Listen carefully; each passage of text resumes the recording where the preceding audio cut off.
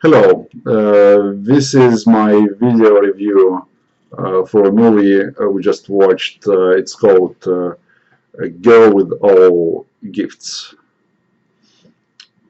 I had pretty much no idea what it is about when I started watching it. I knew it was yet again another zombie movie, and I mean, who isn't tired of zombie movies at 2016? It's the current year, people. Come on, you gotta keep up with this. Stop making this stuff. Like, was my first reaction. When I actually started watching it, it was immediately pretty good. Like, it was a solid filmmaking. Just even the first sequence when the main protagonist is still locked up in the base. Oh, and I should just warn you, this is going to be heavily spoiler-filled review, so if you haven't watched it yet and you want to be surprised and unspoiled, then just stop it right now. Stop watching this review and go see the movie. So obviously, when we're talking about zombie movies, there are always at least 2 or 3 layers of perception. Like, you can just perceive it at face value. You know, there is a virus or some kind of, I don't know, evil spirit. In this case, some kind of very virulent fungus that spreads in people's bodies, and they become aggressive, irrational, and whatnot. They're zombies, basically. Okay, everyone knows what they're about. And it's kind of fun at some point, but at the same time, I think that there's always a different layer of perception to that. You can see that as a metaphor for something else. So a virus could be seen as some kind of, for example, religious meme, highly virulent, and that is making people aggressive, and we really perceive them not as people anymore, but as the other, someone that is not going to empathize with us, something that is absolutely not like us, and actually not a real human being.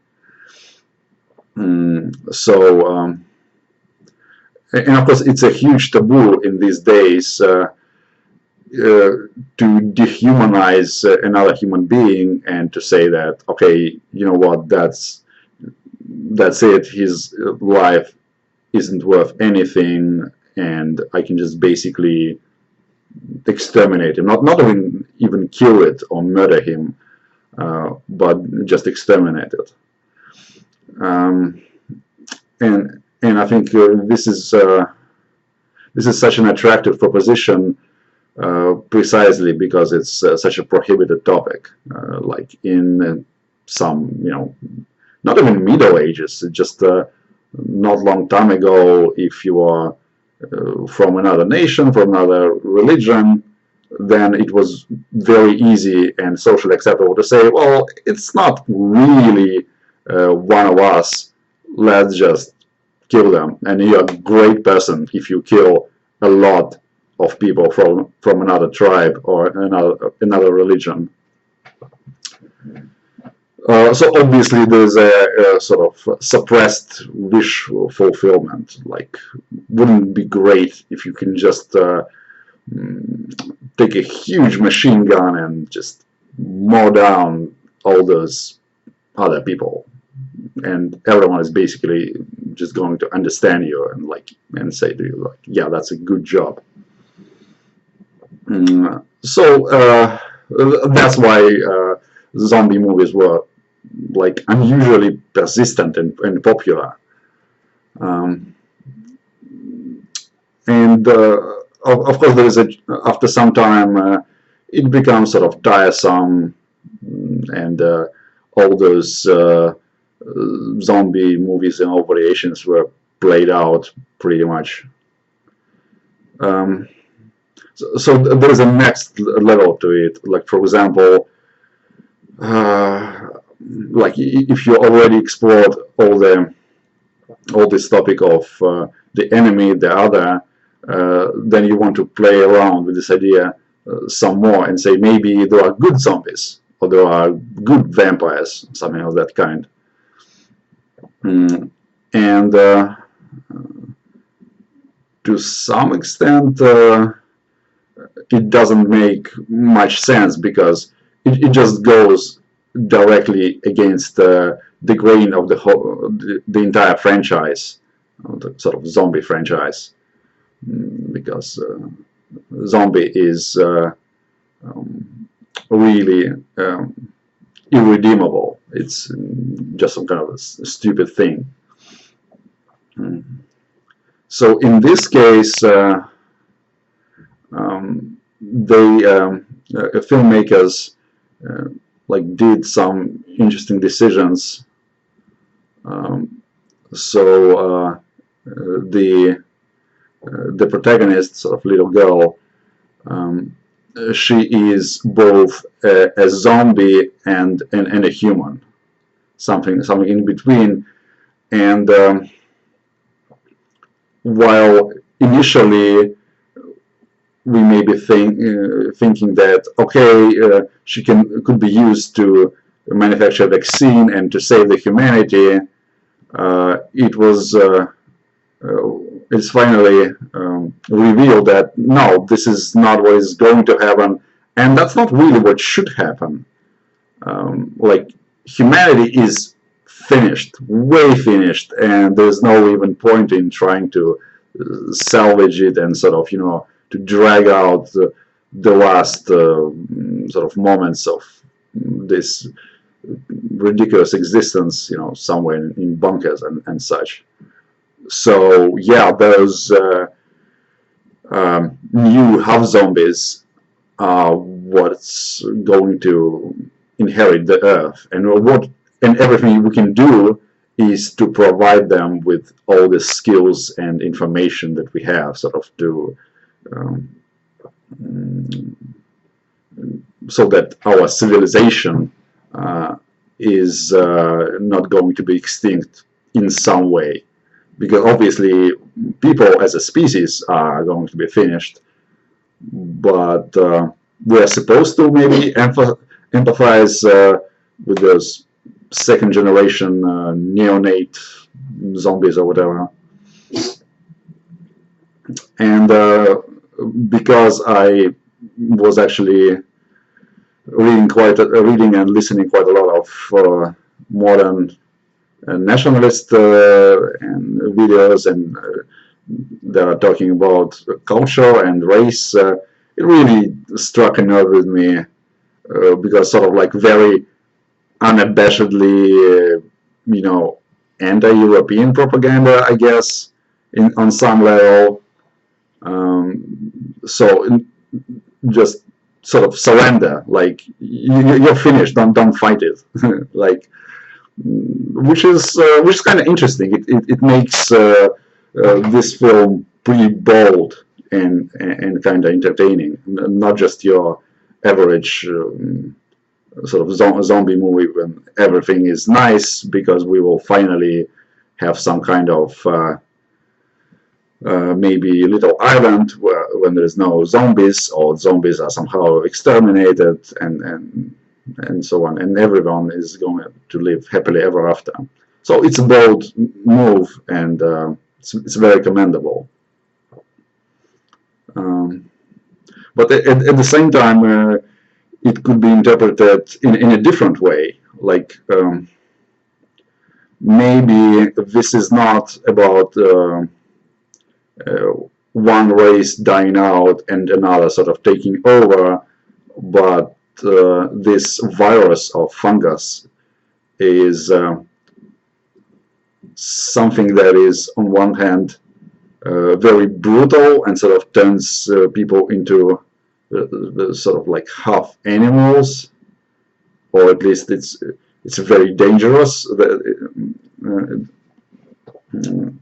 There's a huge risk that it will happen. There's a huge risk that this infection will turn you into a savage.